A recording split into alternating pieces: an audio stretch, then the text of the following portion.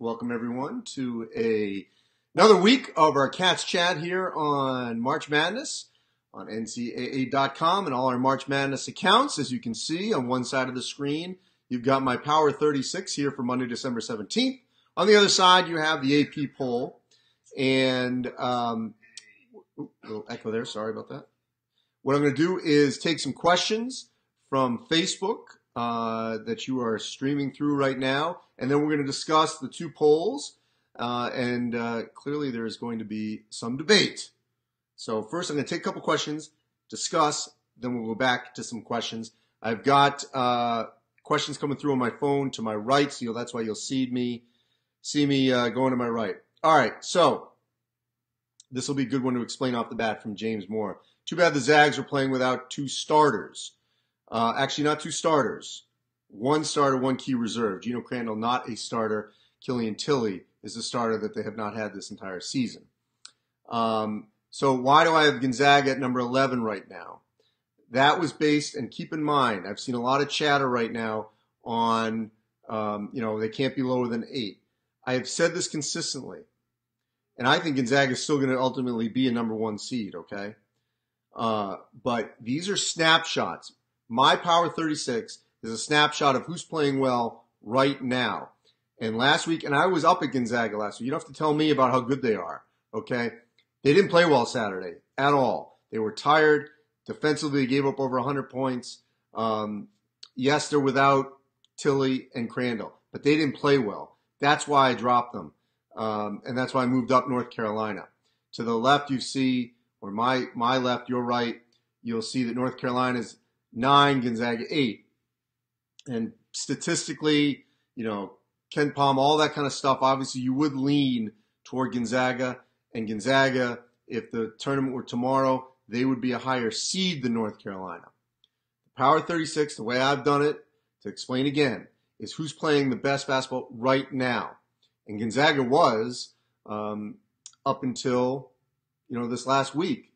They didn't close out against Schofield on that last 3 last Sunday in Phoenix, and they just got blown out, essentially, even though they ended up scoring 90. I mean, they were always basically double figures. The gap was hard for them to close. So, do I think they're ultimately a better team than North Carolina, than Auburn, than Texas Tech, than Michigan State? Yes, I do. Right now, they're not playing as well. I think that'll settle back, and you're going to see them climb much higher up in my poll because they're going to keep playing well. They're going to get all these guys back, and I've got Killian Tilly on my podcast that'll be debuted later tonight on March Madness 365. We talked about his return, his frustration over, not playing against Florida State in the Sweet 16, being injured to start this season, and then trying to get healthy before really the stretch run this season. So that's why I want to explain that right off the bat. All right, so Jeremy Herder has a question about Furman. If they go undefeated all season but go out in their conference tournament, will they be NIT bound even with big road wins against Nova and Loyola? Okay, if they win their tournament, if they win their conference regular season and don't get to the NCAA tournament, they're going to the NIT. That's an automatic rule that the NIT has.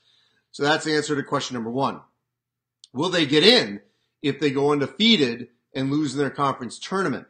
That's going to be an interesting call. I would say I don't see how the selection committee, whatever the numbers are, I don't see how a 1-loss Furman with 2 true road wins, regardless of how good Loyola is this year, Nova will still be fine, I think, ultimately. They'll get in that kind of resume. I think there's no doubt they would get in that kind of resume. So I've got them 30, okay? AP's got them 24. That's a product of me saying I think they're good enough to beat at large. I don't think they're the best team right now. I don't think they're playing the best. They are winning their games at a much lower level. So that's the difference, I think, between the 8 people and Power 36 with Furman. So this will be good. We're going to sprinkle in some questions, and I think it's going to help me answer some of the reasoning that I've got in between that. So, all right, people I know are going to be crushing me on the Zags, and you don't have to tell me about, how good the Gonzaga is, because Zeke Martin's all worked up because they were without that same starter when they beat Duke. And that's true. But you can't tell me, if you watch that game against North Carolina, that they played well last week. They didn't. They didn't get back defensively. It was not a good performance. It reminded me very much of their loss to Villanova last year in Madison Square Garden. So don't get so hung up on whether or not if I had them 8 versus 11, okay, because that would be the difference. Could I have moved them up to 8? Sure. Would everyone have been squawking if they were at 7 or 8 because they're at 8 in AP? I don't know, a couple spots. Based on that snapshot, because I'll tell you, when I saw North Carolina in Las Vegas, they did not play well at all, and I ultimately, after the Michigan loss, bounced them entirely out of the 36. Now, are they one of the 36 best teams in the country, or 36 best at larges? Yes, but they weren't playing well enough. So I want you to make sure that you understand this. There's a difference between a poll, AP 36, versus a bracket and seeding. The bracket and seeding has never, ever been done based on the poll. Because you could look right now, some of them are going to be top seeds, but let's say hypothetically Buffalo, which I think is a good example, they're at 14 in AP. I've got them at 12. Now, they may end up being a top 10 team here before long, especially if they knock off Syracuse on the road tomorrow night. Are they going to be a 1 or 2 or 3 seed out of the MAC? Probably not. So it doesn't equate like this. Just keep that in mind. What will it take for the Red Storm to be ranked? Do they have to go 30-0, asks Andy Michella, if I'm pronouncing that right. So I got St. John's ranked at 21. Their schedule's not very good. It's somewhat a product that the teams are having rebuilding years. Georgia Tech played them in Miami, and Cal and VCU. Actually, that was a good win, even though it was in overtime, because VCU then went and won at Texas. They played Duke down in Durham. That's clearly going to be their best non-conference game. But St. John's is going to have to beat, I think, some of first of all, they can win the Big East. But let's say hypothetically they have a very good Big East record and don't beat Villanova, don't beat Marquette. Maybe they get a win against Seton Hall, maybe one win against Butler. They're going to get in. The question is now, what do you do with them seeding-wise? That's where they're going to get affected. But I think they're an NCAA tournament team. They're going to get in, I believe, unless they completely fall apart. But it's more now about who they beat to what kind of seed we're going to see from them. Yeah, I'm a little surprised they didn't crack the top 25, but I saw they got also receiving votes. All right. If New Mexico State had beaten Kansas, would they have been on this list, asks Trevor George Alexander Peters. And the answer is yes. I was waiting to see that result, and had they beaten Kansas, I was going to put New Mexico State in my Power 36. Would they have been ranked? I don't know. I can't speak to that. But they definitely would have been in my Power 36. So the answer is yes. Answer that, St. John's. Ryan Dale says, my Wildcats will be ready in March. Go Big Blue. So I had Kentucky out after the loss to Seton Hall. I've got them back in at 33, and I fully expect them to keep climbing. They're at 19 in the AP. I think that's a little high right now based on who they've beaten. Utah's in a major rebuilding right now. So that win, and, Nevada actually plays them this week. So that win for Kentucky's not going to have the kind of shelf life that I know that they would like. But they'll ultimately climb up. They're not the best team in the SEC, that's for sure. They're going to lose games in the SEC. Tennessee, Auburn, Mississippi State, LSU just beat St. Mary's. It's going to be a good league. Andy Wright wants to know, will the Vols make the Final Four? Well, I would say right now, if I had to pick a Final Four, see, here's the thing, and take this into account.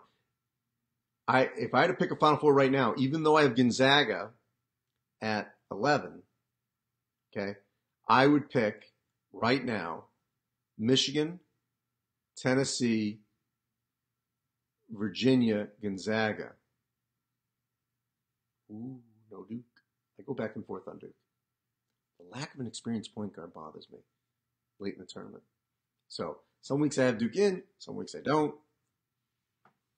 But we'll see. So there you go. All right, so Ethan McKee says Kansas deserves their number 1 ranking because they're undefeated and they beat number 2. So, once again, I have no problem that AP voted Kansas number 1 based on what you're saying. Yes, they won those games. But if you're to tell me who's playing the best basketball right now, I think it's 1A, Michigan and Tennessee. That's who I think, based on what I'm seeing. My eyeball test, okay? Kansas has been at home, and yes, they've won, but late last possession games to Villanova, to New Mexico State, that was in Kansas City, and Stanford. So, no Udoka Azubuike, which is a major issue for them. So that's why I have them further down. Quibble with me. That's fine. Let's see. A lot of Kansas. No one's happy. Jerome says no college team can beat an NBA team. Who said they could? Come on. Zeke wants to know how good Kobe White will be in March. Well, he certainly has proven he can score against anyone in the country. If he defends, he's going to have a chance to lead Carolina pretty deep. Let's see. Andy says I'm being too generous with Furman. They think they're going to lose about 7 games. So if that happens, they're not getting enlarged. The question was whether or not if they go undefeated. Let's see. Temple. I thought about Temple. They had an interesting week. They split their week, ended up losing to Davidson later in the week. Shiz Alston had a great game earlier in the week. I think he scored over 30. So that was one reason I debated them as well. How do I feel about the Hoosiers, asks Joe Friend. Well, the Rob Finney broken play game winner was great to watch. Romeo Langford is continuing to develop into a star. And Juwan Morgan is already there. They're defending better than they did a year ago. And I think Indiana, with Wisconsin, are going to be pushing Michigan and Michigan State. So I think there's a 4 right now in the Big Ten. Okay? Nebraska, who I originally had that 4, I got to see more from the Huskers. I think they're, it's Michigan, Michigan State. Then you can debate Indiana, Wisconsin. Then I would go Nebraska and Iowa right now. Okay? Then the next tier, I would probably have, and people may get upset about this, but I would have Ohio State and Maryland. Even though Ohio State, I have, let's see, do I have them ranked? Yeah, I have them ranked ahead of Nebraska and Minnesota. So I'd probably have, or rephrase this, I'd have Ohio, I'm going to put them all in that one group. Ohio State, Minnesota, Nebraska, Maryland would be in that next group. I think Iowa's playing better than Ohio State right now. And I probably could have switched that 18-20 now that I look at it. I guess I could have gone either way. Iowa's at 23, Ohio State 15 in the 8 people. They're probably going to be a little closer. Brian Thayer, Syracuse's stock is dropping. What if they beat Buffalo this week? Then they're going to be back in the 36. Old Dominion, BJ Stith had 18 and 10 in that game. And Old Dominion beats them at the Carrier Dome. Not a great showing by the Orange. Old Dominion, I think, will be in the mix in Conference USA, but that's a home game you should win. So now if you knock off Buffalo, which, by the way, that is a monster game at the Carrier Dome Tuesday night. So glad that Syracuse is playing them.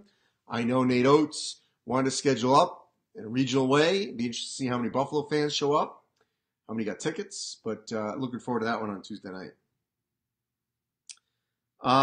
Chris Bryan says, how many big teams are going to make the tournament? So, let's see if I can rattle them off. Michigan, Michigan State, Indiana, Wisconsin, Ohio State, Iowa, Nebraska, Minnesota, Maryland. That's 9. And I would say that you're going to see Northwestern and Purdue bubblicious. You could maybe push me that Maryland may be bubble, but I think they're going to be pretty good and win some games, especially at home. So I'm going to say 9 are going to make it. 9 are going to make it, okay? With 10 pushing. One other thing to remember. Conference affiliation plays no role in the selection. Now, yes, who you play plays a role, and these teams happen to be other Big Ten teams, but they never sit in that room and say, got 8 Big Ten teams, that's enough. Can't take 9. No. If the 9th Big Ten team is better than whoever they're comparing against, the 2nd Pac-12 or the 4th American or whatever, they're going to take that team. So keep that in mind. Don't get hung up on number of teams from a specific conference. Sorry. I love when people just put a team and a question mark. Let's see. Who do I like? Kentucky versus Carolina, asked Kyle Collins.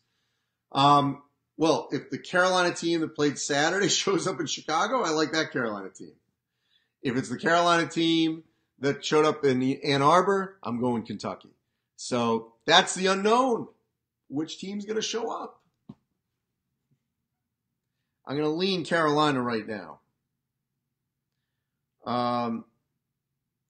James Dye says, the other day I had Kentucky winning. No, the other month I had Kentucky winning the whole thing in October, early November. I don't anymore. Things evolve. People change. They actually, watch the games now. So we can actually assess. There are results to go on. Preseason polls rarely are correct. They're there for good fodder, see if we're right at all. But, yeah, I was wrong. I don't believe it. All right, let's see. Justin Heath, not a fan of Nevada. Super overrated. Okay, I was at their practice the other day. I've watched them in person. I've actually seen them practice twice, watched them in person once, watched them on television a couple times. They're not overrated. They've got multiple pros. They got size. They got a toughness. They got a little swagger to them. So, they got a good shot to be a number 1 seed. Now, where are they going to lose? I don't think they're going to lose at Utah. Then after that, you're going to dive into the Mountain West Conference. Here are your trouble spots. Even though San Diego State's not playing well, Eric Musselman has never won there. That's the one. Utah State is going to be trouble. Not easy to win in Logan. And I'm going to say the third one's going to be there's 4. Fresno will give them a game, and Boise's rebuilding. And maybe at the Pit. Carlton Bragg now eligible for New Mexico, so I expect them to play better than we saw them when they got run out by New Mexico State. So I'd say those are the 4 trouble spots. San Diego State, Utah State, Fresno State, and New Mexico. Brendan Burns says Xavier's clearly rebuilding. What's it going to take for them to make the tournament? Hey, Xavier fans, do you remember when you were just crushing me because I said Xavier could finish 9th? Then I amended it and I moved them up to like 6th or 7th. That wasn't good enough. So, hey, I'm not always right, but I was right on this one. It's a rebuild year, and that's okay. That's fine. They lost a lot. It's a new coach. It's okay. Everything's going to be fine. This program is on good ground.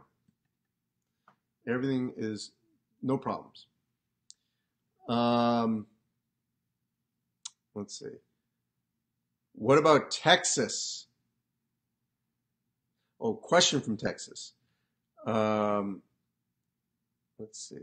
Who's going to upset Michigan? Well, in the Big Ten, they're going to lose a game or two, for sure. I think the 2 Michigan State games are going to be great. Let's see. John Van Steedham wants to know what I think of South Dakota State. Well, against Savannah State, Mike Dome had 37-17. Love the Jackrabbits.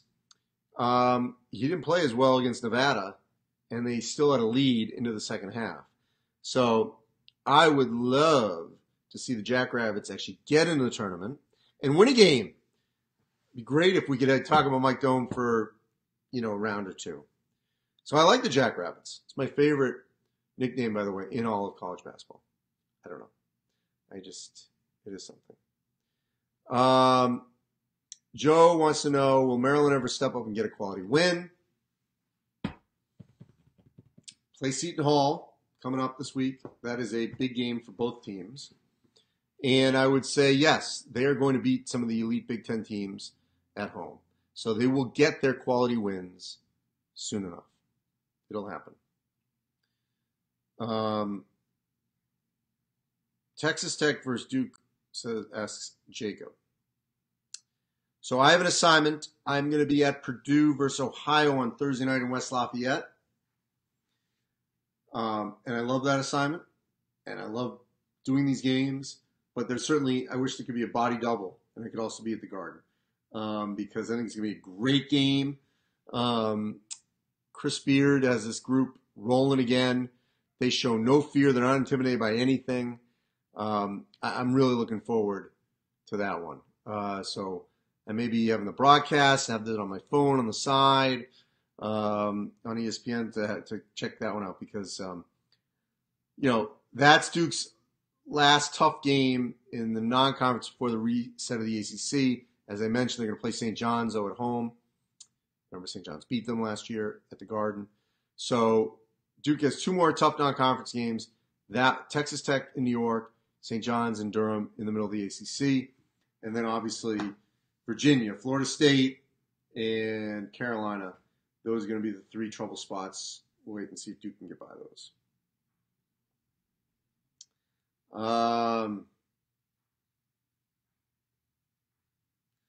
Let's see here. Arkansas fan. I did drop Arkansas. They lost to Western Kentucky. So, Dave says UConn beat Syracuse, but I don't talk about that. Yeah, it was a great win. The Huskies also lost to Arizona. I was at that game. And Danny Hurley will be the first one to tell you they're just not there yet. Guard play is good enough. Could be a little better. Interior is in a bit of a rebuild. Houston's the best team in the American. After that, I'd say it's either Cincinnati or Central Florida, UCF, excuse me. And then, you know what? Right now, I'm going to amend that. I would say this. Houston, by far, number 1. Second, in terms of who's playing the best basketball right now, second is Tulsa. And they were almost in my poll. So, Tulsa, then in some order, Cincinnati, UCF, and then UConn, Memphis, SMU is the next grouping in some order, if that helps you.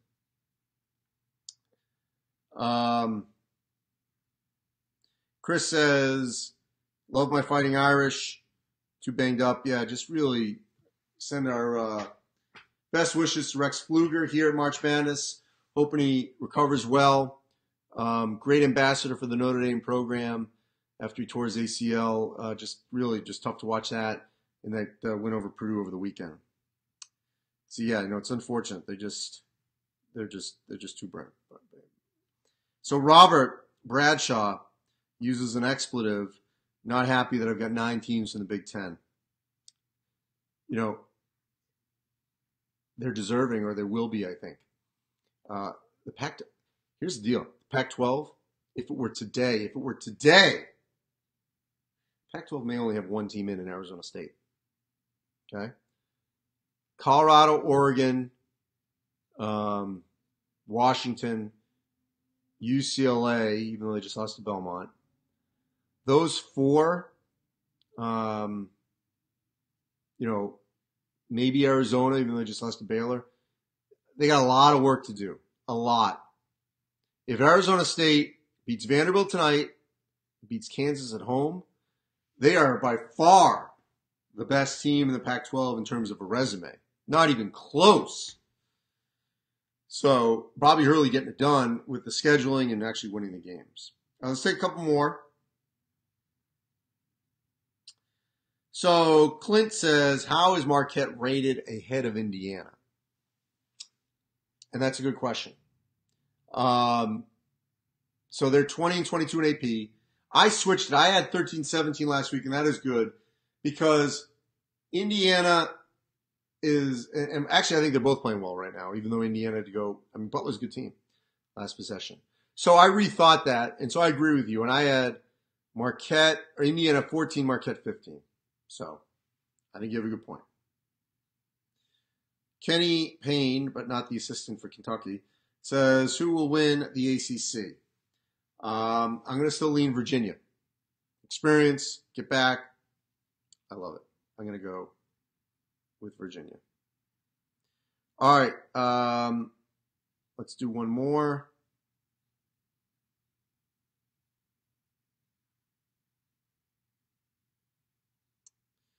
Let's see.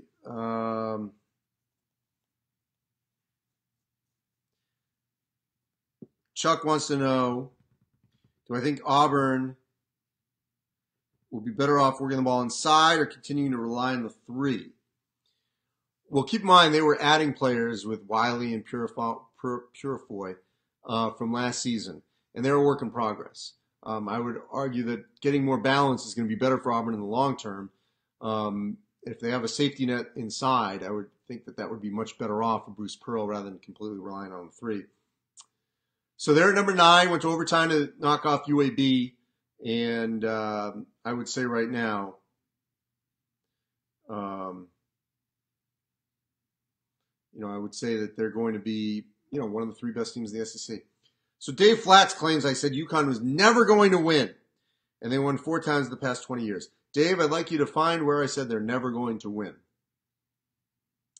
So I don't remember me ever saying they would not win a national championship. If you want to pull up that quote, throw it back in my face, that's fine, but I don't remember that. Charles doesn't think I've been talking about the SEC. I did talk about Kentucky and Tennessee. Bradley wants to know a prediction for NC State Auburn. Well, I got NC State in my Power 36 at 26. They're not in the top 25. The Wolfpack only have 1 loss, and that was at Wisconsin, the ACC Big Ten Challenge. I saw this team practice. When they get after, when they're flying around, Kevin Keats has a squad that's going to be in the dance and a factor in the ACC. They could easily win that game against Auburn. Let's see here. We'll get one more. I'm just trying to find.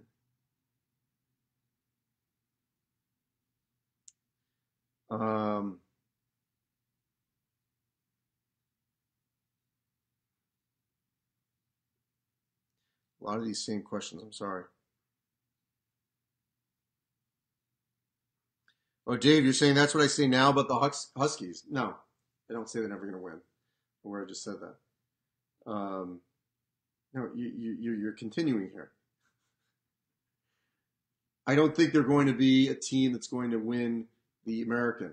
Yes, I don't think that's the case. I don't think they have the team right now to win the American. I appreciate your faithfulness to the Huskies, though. All right, let's move on to at least one more. Got a critic of Zion Williamson here.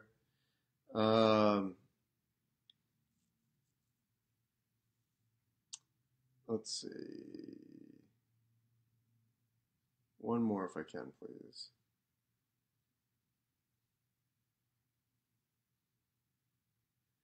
Andy doesn't think there are multiple pros on Nevada. Jordan Caroline's going to be a pro. Joseph Doyle says, I've never been high on Duke.